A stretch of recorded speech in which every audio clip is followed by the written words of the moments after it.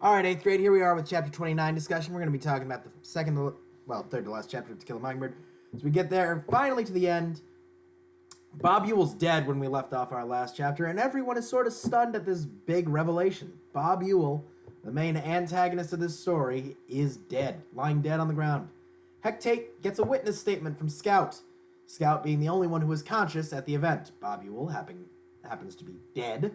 Jem happens to be unconscious from being assaulted and has a broken arm. So Hecate is forced to ask Scout to get some answers. She begins recounting her story, even including details like she shouted Cecil Jacobs is a big fat hen. Atticus is asked why he didn't hear that. He says he listens to the radio too loud. So those of you who have your headphones turned all the way up, you can never hear your parents calling. Could be life and death. Turn those headphones down. Bob Ewell has marks from the chicken wire that made up Scout's ham costume. Probably saves her life catching the knife. Having the metal wire there saved him. Bob Ewell was ready to murder a small girl in his urge for vengeance. Not even a middle schooler, an elementary schooler. I want you to think about someone going to murder a 4th grader. That is how messed up he was. Atticus remarks that he thinks Bob Ewell must have lost his mind and has gone crazy. Hecate points out that there's some men not worth the bullet it takes to shoot them, and says that Bob Ewell was one of them.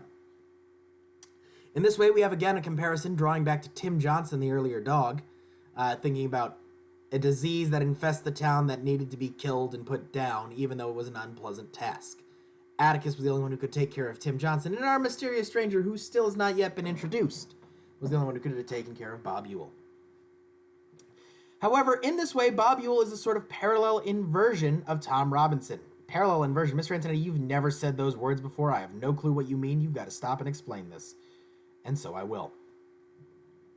So I want you to think about math class right now. Here's a little cross-curricular at the same time as a literary term. I know, I'm overachieving today. Parallel lines are lines that never touch. Parallel lines never touch. They can go on forever. They will never touch. But they're going the same way. An inversion of a shape is a reversal. So a parallel inversion, never going to touch, going opposite directions. And man, that actually hurts to pose my hand that way, so I'm going to stop. In this way, we've got the inversion of Tom Robinson. So we have parallelism in that their characters are very related, but it's an inversion in that they're reflections of each other. In this way, you could also consider them to be foils, going back to a term from 7th grade. Tom is a virtuous black man who does nothing wrong and shows kindness to everyone. And Bob Ewell is an amoral white man who happens to be the scum of the earth. He is a terrible guy. He is willing to murder children. He is willing to lie in court. He's willing to abuse his own children and his own daughter. He is a terrible human being. Tom Robinson was killed unjustly. Bob Ewell was killed justly. So, parallel inversion. Same situations, reversed. Hecate asks who helped them out, referring to Scout and Jem, and Scout says he can tell you himself, pointing to the pale man in the corner, before realizing it's none other than Boo Radley.